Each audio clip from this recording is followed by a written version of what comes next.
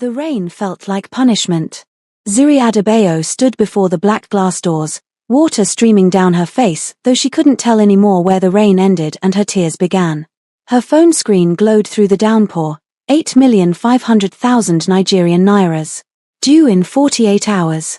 The numbers blurred as her hand trembled. We have no choice left, Zuri. Her mother's voice echoed in her head from this morning's call. Your father is dying. No choice. The words had followed her through 3 job rejections today, through the loan shark's laughter when she'd begged, through every locked door in this city that had promised her dreams but delivered only exhaustion. She pushed through the entrance. Red lights bathed a corridor that smelled of expensive cologne and cigar smoke, the scent of men who could afford anything. Her sneakers squeaked against marble floors. Wrong shoes. Wrong girl. Wrong life. The security guard looked at her with something worse than contempt. Pity. He'd seen this before. Girls like her, desperate and drenched, walking into places they'd never walk out of the same. Top floor, he said quietly. Elevators waiting. Each floor that passed felt like descending, not rising. The doors opened to reveal black marble stretching toward floor-to-ceiling windows. Soul glittered below like scattered diamonds, beautiful and untouchable. Just like everything else in this city. Behind an obsidian desk sat a man who looked carved from the same cold stone. Sharp black suit. Sharper eyes. Kang Jae-minute didn't stand when she entered. He simply watched her drip rainwater onto his expensive floor. Zuri forced her voice to work. I need money. Tonight. I heard, you pay well for. His voice cut through her words like ice. She couldn't say it. Couldn't name what she'd come here to sell. He stood, moving toward her with the controlled grace of something predatory. She closed her eyes, every muscle tensing. Her heart hammered against her ribs. This was it. The moment she'd crossed an ocean to avoid, now inevitable. Please God, if you're still listening.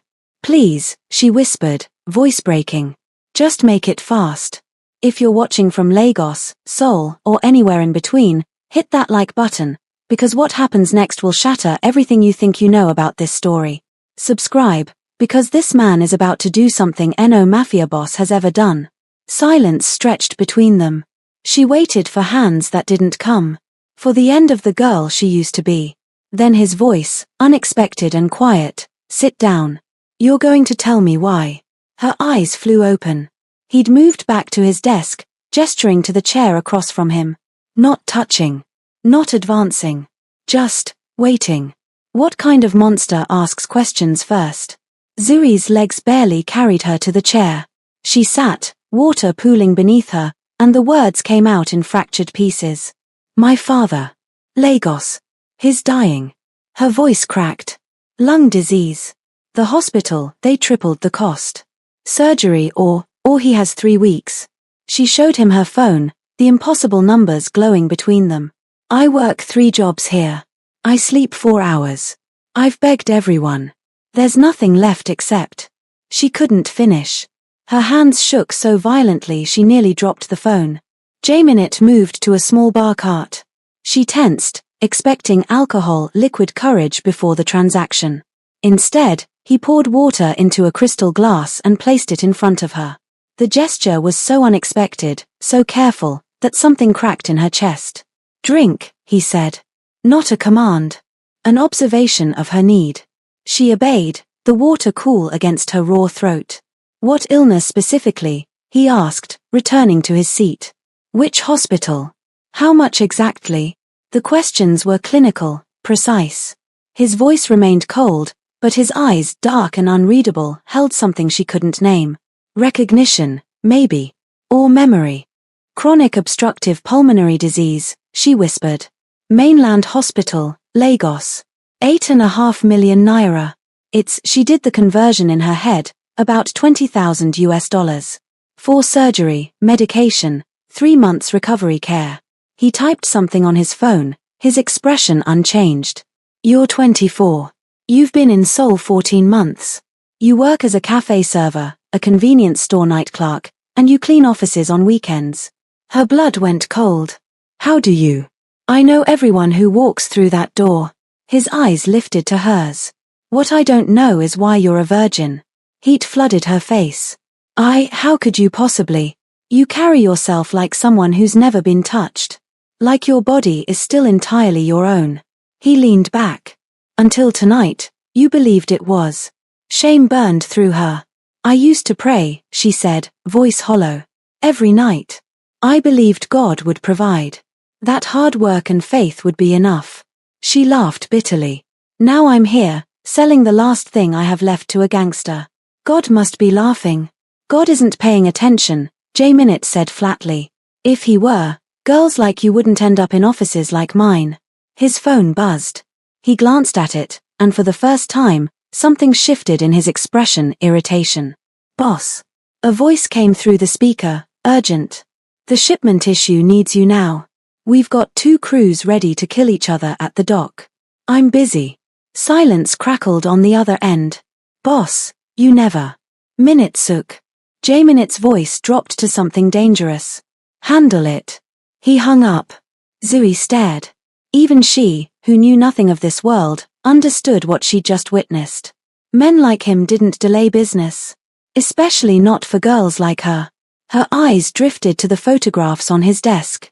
One showed a younger J. Minute beside an older man with the same sharp features, both unsmiling, the older man's hand gripping the boy's shoulder like ownership.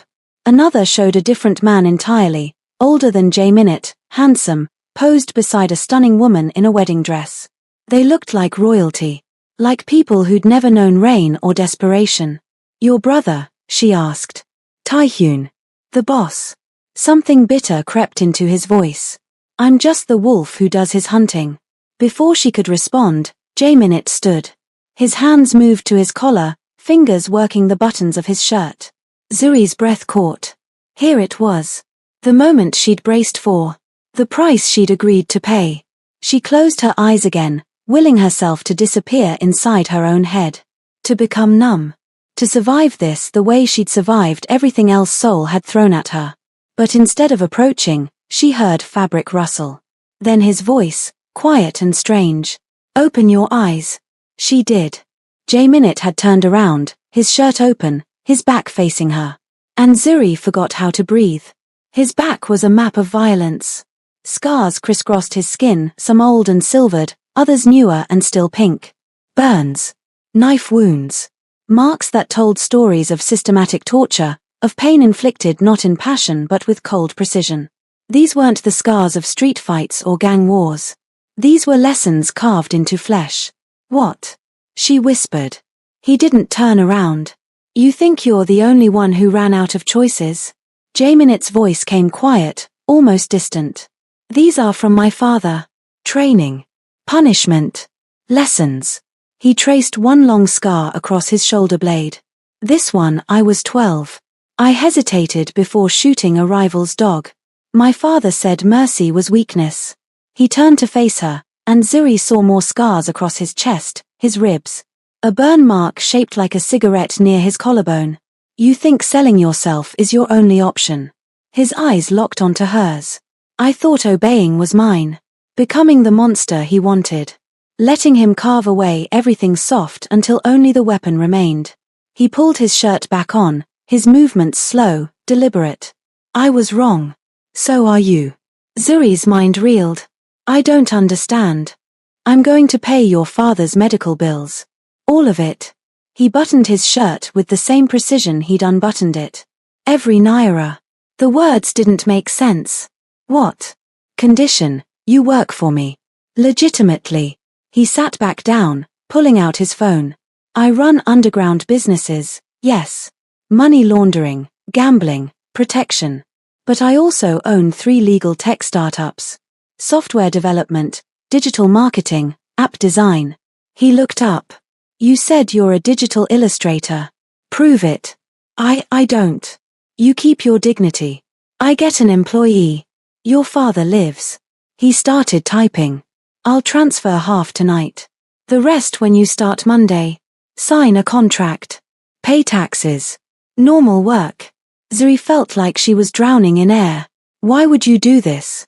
His fingers stopped moving.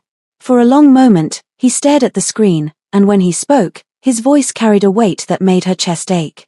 10 years ago, I watched my mother die in a hospital hallway. She'd been bleeding internally for hours. My father stood there, phone in hand, refusing to authorize the expensive treatment. Jaminet's jaw clenched. He said, "We don't waste money on weak vessels. She died at dawn. I'm sorry. I swore that night on her body, in that hallway, I'd never let money kill someone again. Not when I had the power to stop it." He looked at her, and for the first time, she saw past the cold exterior to the broken boy underneath. "You walked in here ready to destroy yourself to save your father. That kind of love, it deserves better than my world." Before Ziri could respond, the door burst open. Minitsuk stood there, his face flushed, phone pressed to his ear. "Boss, we have a problem. Your brother wants to see you. Now. He's at the main house, and he glanced at Zuri nervously, his asking questions. Jaminet's expression hardened instantly, the vulnerability vanishing like it had never existed. "Tell him I'm handling personal business. Boss," he specifically said. "Minitsuk." The name came out like a blade. "Tell him." Minitsuk's eyes flickered to Zuri, and she saw it clearly, concern. Warning. Fear not for himself, but for her. "Yes, boss." He backed out, closing the door. The temperature in the room seemed to drop. Jaminet stood, moving to the window, his silhouette dark against Seoul's glittering lights. "Last chance, Ziri Adebayo." He didn't turn around. "You leave now, you leave with nothing. You stay, I transfer half the money tonight, the rest Monday. But you'll be connected to me. My world isn't safe. My family isn't safe. And once you're in." He finally looked back at her. "There's no clean exit." Zuri's phone buzzed. A message from her mother. "Doctor says maybe 2 weeks now. Please, baby. Anything."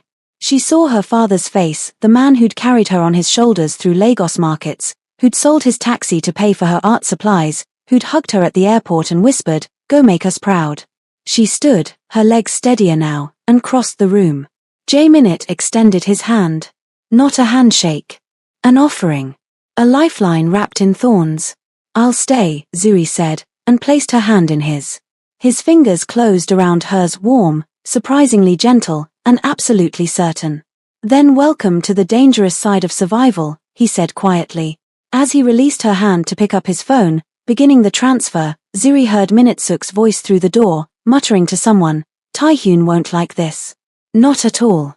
Somewhere in the building's security room, cameras tracked every angle of Jaminet's office. On one monitor, a figure watched from another location entirely, Taehyun's private office across the city. But it wasn't Taehyun viewing the feed. A woman's silhouette stood before the screen, her head tilted with interest, a phone pressed to her ear. "Yes," she said softly. "He's finally made a mistake. Track the girl. I want to know everything." 2 weeks later. Zuri's fingers flew across the tablet, adding final touches to the app icon design. The tech company's open office buzzed around her, developers arguing over code, the coffee machine hissing, K-pop humming from someone's headphones. Normal. Brilliantly, beautifully normal. Wow. Her teammate Jiho leaned over her shoulder. "That gradient work is incredible. How did you?" "Lots of practice during sleepless nights," Zuri said, smiling. She'd been terrified that first Monday. Convinced everyone would see Mafia boss's charity case stamped on her forehead. Instead, they saw her portfolio, her work, her talent. The relief had made her cry in the bathroom. Her father's first post-surgery video call had made her cry harder. Seeing him sitting up, breathing without gasping, smiling, actually smiling, had broken something open inside her that she'd kept locked for months. "Beautiful work, Ziri." She turned. Jaminet stood at her cubicle entrance, hands in his pockets, looking utterly out of place in his expensive black suit among the hoodies and sneakers. "Mr. Kang." She stood automatically. "I didn't know you were visiting today. I own the company. I visit when I want." But his eyes were warm, scanning her designs. "These are excellent. Better than I expected. Should I be insulted?" The corner of his mouth twitched. Almost a smile. "You should be proud." He placed a small bag on her desk, Nigerian chin-chin snacks from the specialty store in Itaewon. He'd brought them twice now. Researched her favorites. "You didn't have to. You work better when you're not hungry. He turned to leave, then paused. Conference room 3. 30 minutes. Bring your tablet. That night, they worked late on a client pitch. Just the two of them, office empty, Sol's night lights painting the windows. How did you get them? Zuri asked quietly, breaking the focused silence. J-Minute looked up from his laptop. What? The scars. His expression shuttered. I told you. My father. I mean specifically. The stories behind them. She set down her stylus. You showed me, but you didn't tell me. He was quiet so long she thought he wouldn't answer. Then, my father believed pain made us stronger. That fear was the only real motivator. He touched his chest absently, where she knew scars hid under his shirt. Taehyun became his masterpiece. Perfect, obedient, brilliant. Everything a Mafia heir should be. And you? I became his disappointment. The words were flat, factual. I cried when he made me watch executions. I hesitated before hurting people. I asked why instead of just obeying. Because you felt too much, Zuri said softly. His eyes met hers, and something passed between them, recognition, understanding, a connection neither had expected. Yes, he admitted. And in my world, that's the most dangerous weakness. The moment stretched, charged and fragile. Zuri's breath caught. The office door buzzed. They jerked apart. The next morning, an expensive gift basket sat on her desk. Imported chocolates, French wine, exotic flowers. The card read, beautiful work. We should meet. A friend. Zuri barely had time to process it before J-Minute appeared, his face thunderous. Who sent this? He grabbed the card, his knuckles white. Who? I don't know, I just. He was already on his phone. Minute-suk. Zuri's office. Now. Security detail, full coverage. I want cameras on her 24/7. J-Minute, you're overreacting. Someone is watching you. His voice was deadly quiet. Someone who knows where you work, what you do, how good you are. That's not admiration. That's hunting. 2 days later, Kang Taehyun visited. He was everything J-Minute wasn't: warm smile, easy charm, designer casual clothes that somehow looked more expensive than J-Minute's tailored suits. He moved through the office like sunlight, greeting everyone by name. So you're Zuri. He extended his hand, his handshake firm and friendly. My brother never mentioned he hired such talented staff. Your work is exceptional. Thank you, Mr. Kang. Please, Taehyun. He glanced at J-Minute, who stood rigid nearby. We're practically family now, aren't we? Anyone who impresses my brother this much. He smiled. You should come to dinner this weekend. Our family home. I'd love to introduce you to my wife. That's not necessary, J-Minute said coldly. Nonsense. It's just dinner. Taehyun's smile never wavered. Saturday, 7 p.m. I'll send a car. After he left, Zuri turned to J-Minute. He seems nice. Stay away from him. He's your brother. That's why I'm warning you.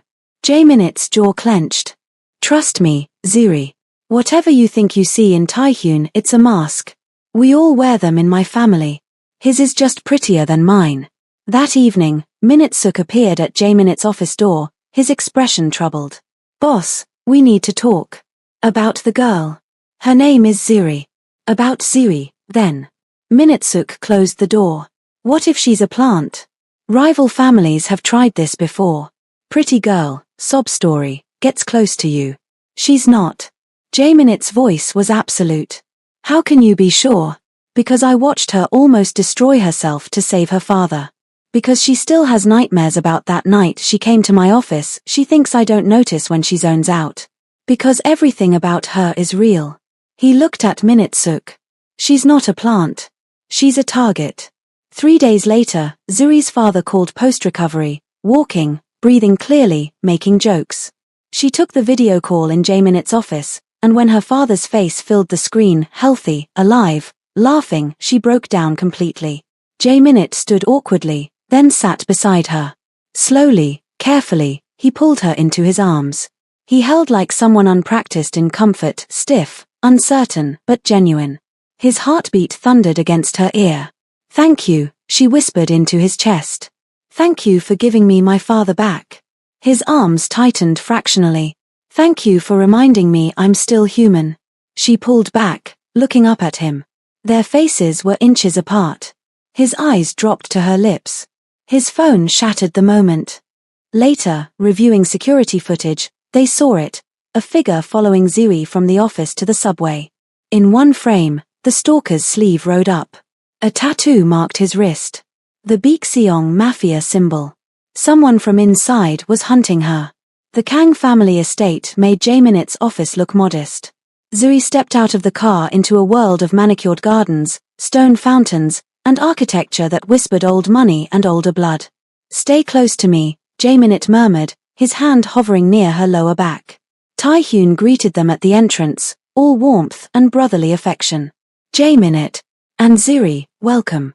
Please, come in. The dining room could have seated 20.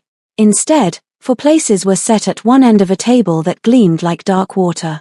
A woman stood by the window, tall, elegant, beautiful in the way sharp things are beautiful. My wife, Hannah, Taehyun introduced. Hannah's smile was perfect. Her eyes were not. Z. What an exotic name. African, yes? Nigerian, Zuri said evenly. How fascinating. You must find Seoul so different. Hannah sat, gesturing for them to do the same. The food, the language, the culture. Do you find our men attractive? I've heard African women prefer, well, different physical attributes. The racism was wrapped in silk, but it was racism nonetheless. Hannah, Jae-min's voice cut like a knife. Zuri is here as my guest. Speak to her with respect or don't speak at all. Taehyun laughed, but it sounded forced. Jae-min, she's just curious. Hannah didn't mean. Yes, she did. Jae-min didn't look away from his sister-in-law. She means everything she says. That's what makes her dangerous. The dinner proceeded in tense silence, punctuated by Taehyun's attempts at pleasant conversation. Then, over dessert, he said casually, Jae-min, father's old business partners reached out. They want to revive the trade routes. Your specialty, wasn't it? Jae-min's fork froze halfway to his mouth. His face went absolutely pale. Those routes are closed, he said quietly. Are they? The profit margins were exceptional. With your expertise. They're closed. Each word was its own sentence. Zuri watched the exchange, confused. Trade routes. What kind of trade made Jae-min look like he'd been stabbed? The car ride back was silent until Zuri couldn't bear it anymore. What trade routes? Jae-min stared straight ahead, his jaw working. Finally, human trafficking. The words hit her like physical blows. Before I took over operations, that's what our family did. What my father built the empire on. His voice was hollow. Women, mostly. Desperate, foreign, alone. They'd be processed, sold, distributed. I shut it down 3 years ago when I inherited the territory. Taehyun's been trying to restart it ever since. Zuri's stomach turned. That lounge where we met. It wasn't always just gambling and money laundering.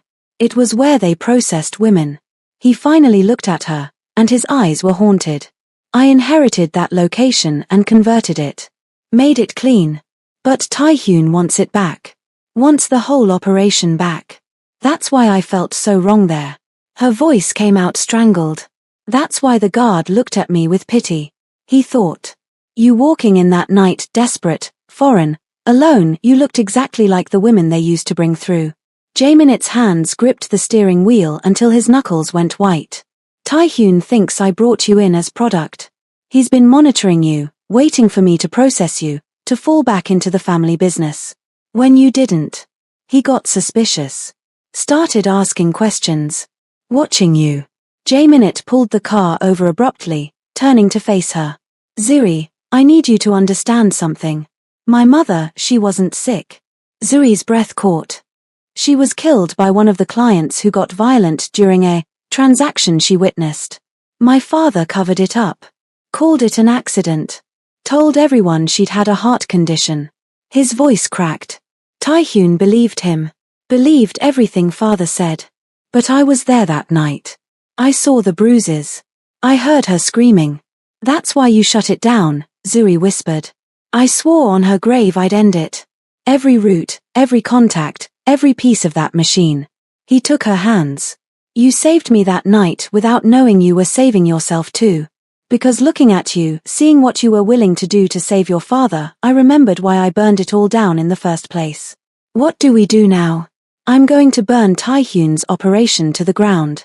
Whatever he's building, whoever he's working with, I'll destroy it. His eyes were fierce. But you need to disappear. Tonight. I'll send you somewhere safe, somewhere they can't. I'm not leaving you. Z. I'm not leaving you to fight this alone. She gripped his hands back. You saved my life. You gave me my father back. You reminded me I'm not just something to be used and discarded. Tears streamed down her face. I'm not leaving you. He stared at her like she was something impossible. Then he pulled her close, and his lips found hers. The kiss was desperate, passionate, dangerous, a declaration of war and love all at once. His hands tangled in her hair, her fingers clutched his jacket, and for one perfect moment, nothing else existed. His phone buzzed against her hip. They broke apart, breathing hard. Jae-minute looked at the screen, and his expression went cold. What is it? He showed her the message. Your pet project has been approved for acquisition. Taehyun was coming for her. Zuri woke to unfamiliar ceiling. Silk sheets. Designer furniture. Floor-to-ceiling windows overlooking a part of Seoul she didn't recognize. Her head throbbed. She tried to remember leaving Jae-minut's apartment building, Minute-suk waiting by the car, then, nothing. A cloth over her face. Chemical sweetness. Darkness. The door opened.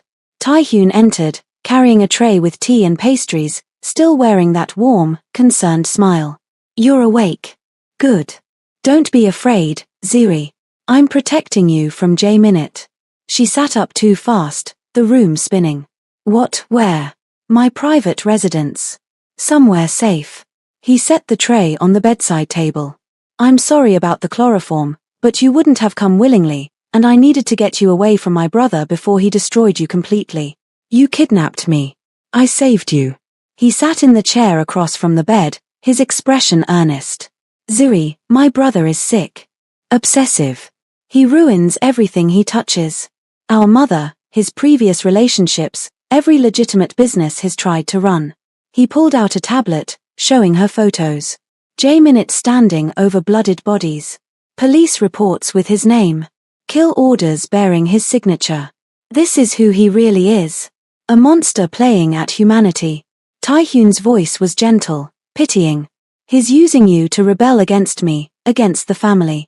Some twisted way of proving he's different from father. But when he's done, when the novelty wears off, he'll discard you. Or worse. The photos swam before her eyes. Evidence. Proof.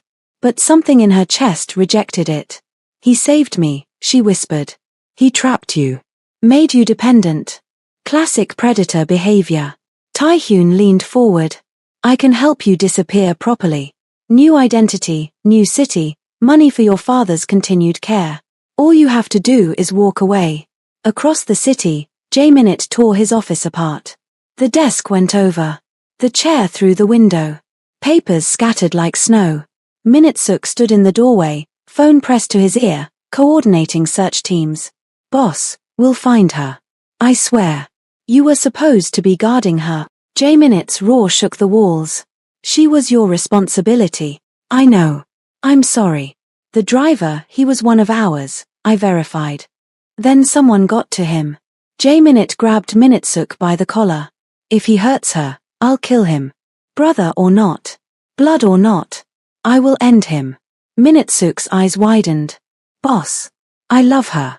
The words came out broken. I didn't know I could. Didn't think I had that left in me after everything father carved away. But I do. I love her, and now she's gone, and I. His phone rang. Unknown number. He answered instantly. Heavy breathing. Then Zuri's voice, barely a whisper. It's not your brother. It's her. Don't Kamal. The line went dead. Back in Taehyun's residence, the door opened again. But it wasn't Taehyun. Hannah entered, and she was nothing like the elegant wife from dinner. Her smile was sharp, predatory, real. Well done, husband. She actually believed the concerned brother routine. She looked at Ziri with cold amusement. Taehyun is useful but weak. Jaeminit is dangerous but emotional. You, my dear, are the perfect pressure point. Zuri's blood ran cold. You. The gift basket. Mine. The stalkers. My employees.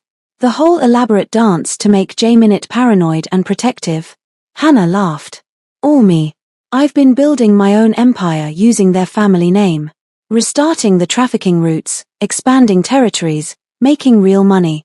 But Jaeminit's inconvenient morality kept getting in the way.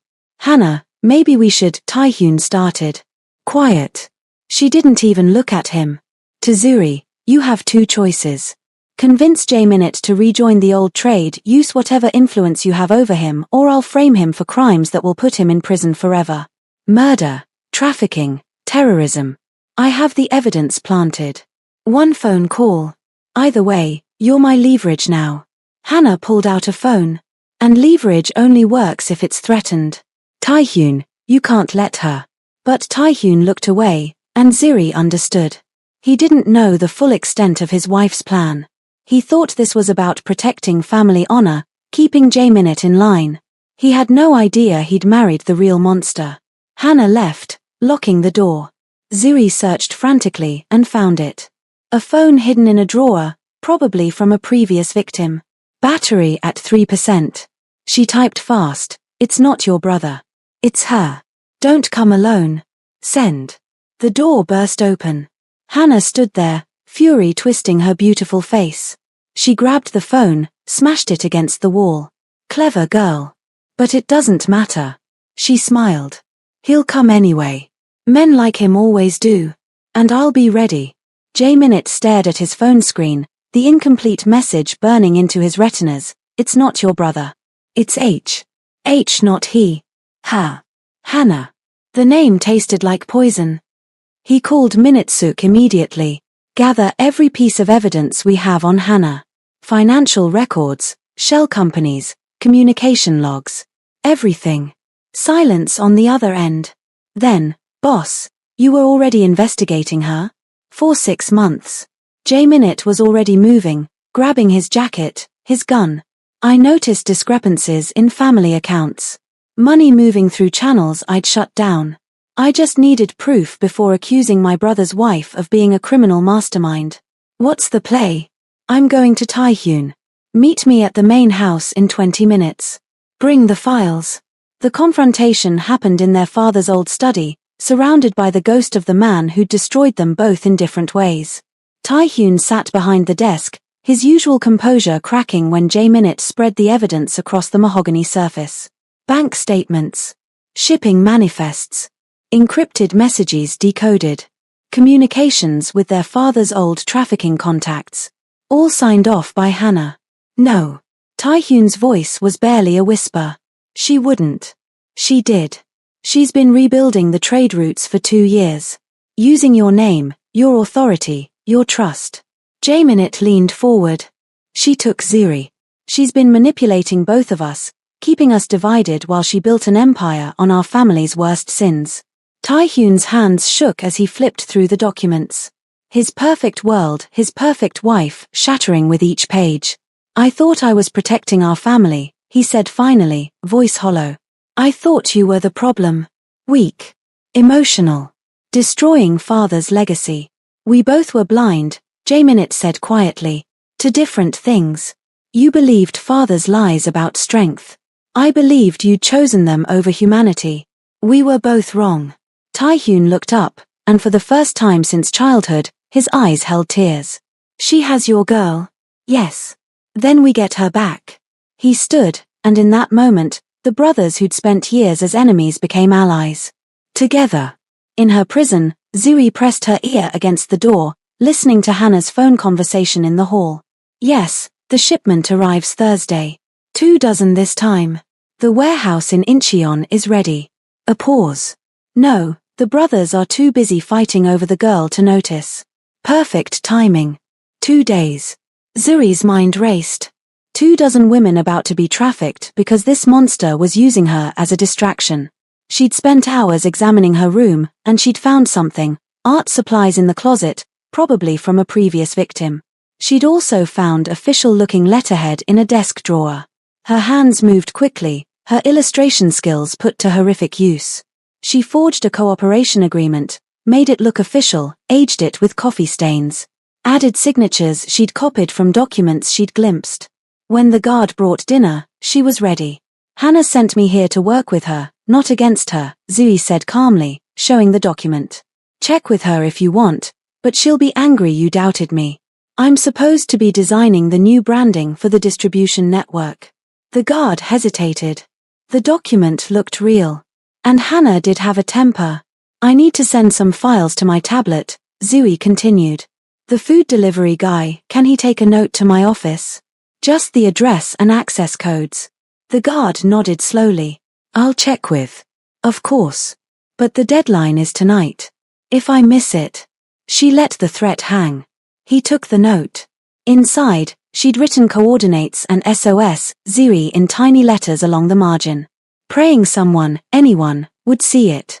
Jaminet's phone rang 30 minutes later. Mr. Kang? This is Seoul Metro Police. We received a distress note from a food delivery. The coordinates lead to a private residence registered to Kang Tae-hyun. We're preparing to. Give me 1 hour before you raid, Jaminet interrupted. I need to get someone out first. After that, you'll have everything you need to bring down a trafficking network. Mr. Kang, we can't. 1 hour. Then I'll hand you evidence of the biggest human trafficking operation Seoul's seen in 5 years. You'll get arrests, convictions, and justice. But I need to get an innocent woman out first. A long pause. 1 hour. Then we're coming in. Jae-minute turned to Tae-hyun and Minute-suk. We go in separately. Tae-hyun, Hannah trusts you. Use that. Minute-suk. I've been feeding you intel for months, boss, Minute-suk said quietly. I'm already inside her operation. She thinks I'm her spy on you. Jae-minut's eyes widened. You hired me to protect you. Sometimes that means going deep undercover. Minute-suk pulled out his phone. I know the guard rotation, the security codes, everything. Let's get your girl back. Inside, Zuri had managed to unlock her door using a bent hairpin, a skill learned from a childhood spent picking her way into locked pantries when her family couldn't afford food. Some survival skills never left you. She moved through corridors silently, following the sound of machinery. What she found made her blood freeze. The processing room. Empty cages lined the walls, chains hanging from ceiling hooks, medical equipment that spoke of horror. This was where they broke women before selling them. She found a small camera hidden in a vent, probably for Hannah's security footage. She took it, began photographing everything. Evidence. Proof. Justice. Zuri. She spun. Jae-minute stood at the doorway, and the relief that flooded through her nearly brought her to her knees. He crossed the room in 3 strides, pulling her against him. No words. Just his arms around her, solid and real, his heart hammering against hers. You came, she whispered. Always. His voice cracked. Are you hurt? No, but Jae-minute, there's a shipment coming. I know. We're ending it tonight. Behind them, a slow clap echoed through the room. Hannah stood in the doorway, flanked by 6 armed guards, a gun in her hand pointed directly at them. How touching, she said, her smile venomous. But you're not leaving. Either of you. The standoff crystallized into terrible clarity, Hannah with her guards, Jae-minute positioning himself between the gun and Zuri, and then Tae-hyun emerged from the shadows behind Hannah's men, his own weapon drawn. Tae-hyun, darling. Hannah's voice was honey over steel. Kill your brother, or I'll kill the girl. Choose your family. Tae-hyun raised his gun. For one terrible moment, Zuri thought he'd actually do it. Then he aimed at Hannah. You used my family name to traffic human beings. His voice shook with fury. My mother died because of this trade. Because men like my father treated women like commodities. I spent years trying to honor his legacy, not understanding it was built on graves. He stepped forward. I won't let you resurrect it. Tae-hyun, you're making a mistake. My only mistake was trusting you. Chaos erupted. The guards opened fire. Jae-minute pulled Ziri behind a metal table as bullets sparked off equipment. Taehyun dove for cover, returning fire. But they were outnumbered, outgunned. Ziri's mind raced. She wasn't helpless. Not anymore. She grabbed a container of industrial cleaner from the supply shelf, threw it at the nearest guard. The bottle exploded across his face, he screamed, clawing at his eyes. She slammed her palm against the fire alarm panel.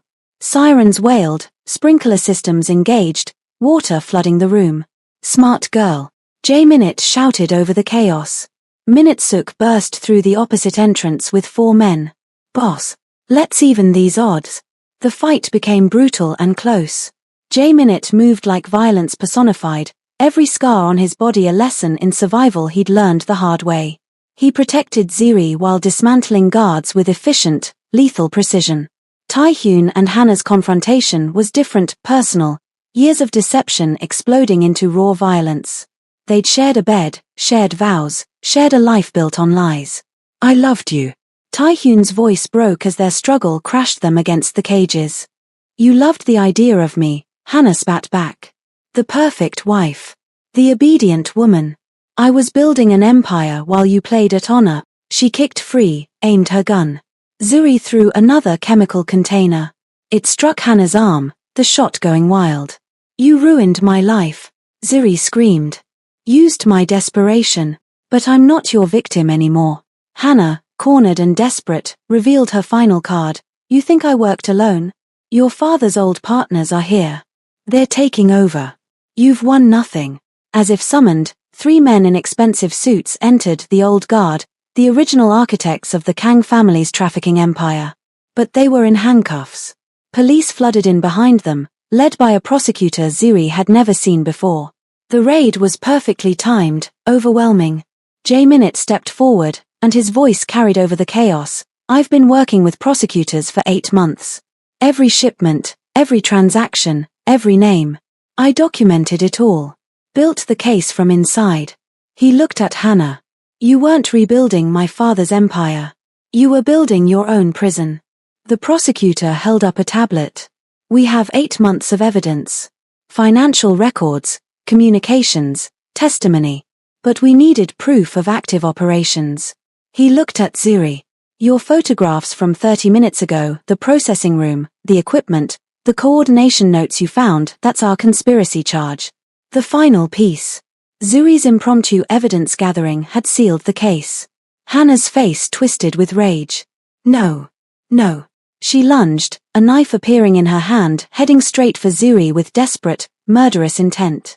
Jae-minute moved faster. He stepped into the blade's path. It sank into his shoulder instead of Zuri's chest. He grunted with pain but didn't fall, his hand catching Hannah's wrist and twisting until the knife clattered to the wet floor. Taehyun was there instantly, pulling Hannah away, forcing her to the ground. Enough. It's over. Police swarmed in, cuffing Hannah and the remaining guards. The sirens outside multiplied, ambulances, more police, media vans drawn by the chaos.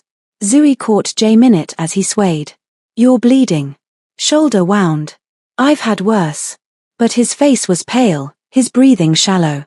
Paramedics rushed in. As they worked on Jae-minute's wound, Taehyun approached, his expression devastated. You saved us all, he said quietly. The family, the name, everything. And I couldn't see it. I'm sorry, brother. For everything. Jae-minute managed a weak smile. Just, take care of the family name now. Make it mean something clean. I'm done with it. A detective approached Zui. Ms. Adebayo? We need your statement. She provided everything, the kidnapping, Hannah's confession, the evidence she'd photographed. She even pulled the tiny recording device she'd found and activated in the processing room. Every word captured.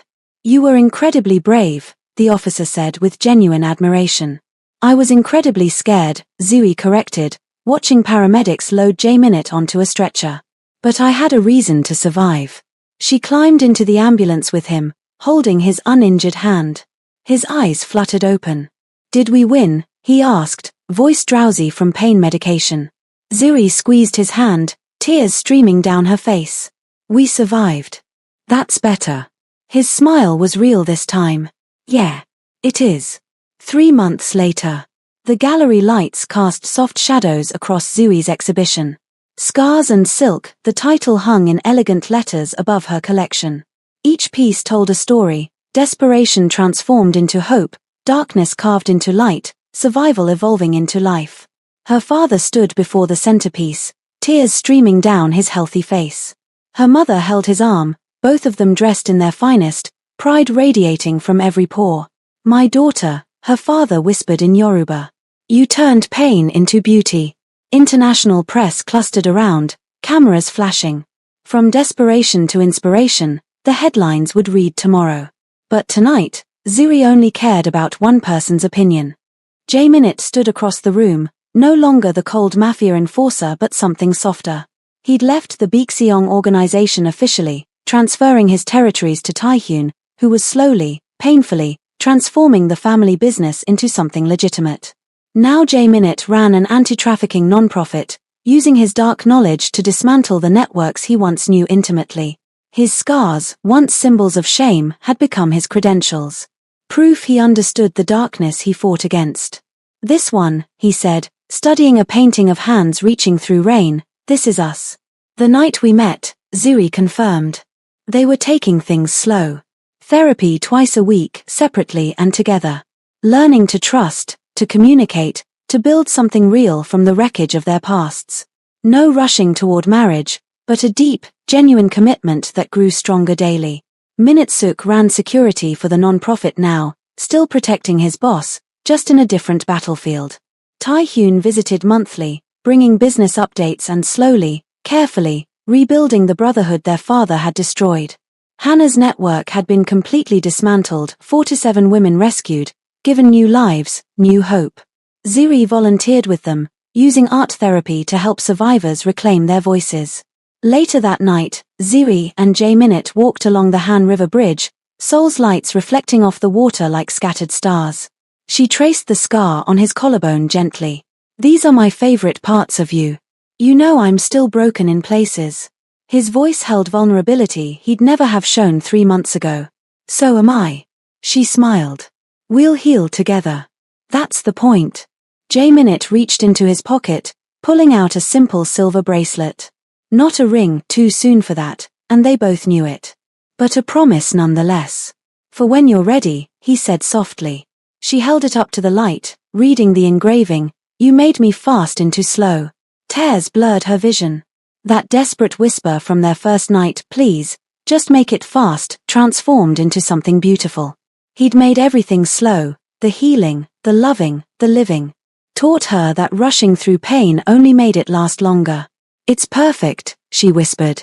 He clasped it around her wrist, then pulled her close. Their kiss was slow, tender, full of promise and possibility. Behind them, Seoul glowed, a city that had nearly destroyed them both, now witness to their rebirth. Zuri's voiceover echoed over the final image, I walked into darkness to save my father. I found the man who saved us both. Not because he was perfect, but because we both learned that surviving isn't enough. You have to choose to live. The camera pulled back, their silhouettes against the shimmering skyline, hands intertwined, walking forward into a future they'd fought to deserve. If this story touched your heart, hit that like button. Subscribe to see more stories about love that heals, courage that transforms, and choosing life over mere survival. And tell me in the comments, what would you risk everything to save? Your answer might inspire our next story. Until then, remember, your scars don't define you. How you heal from them does.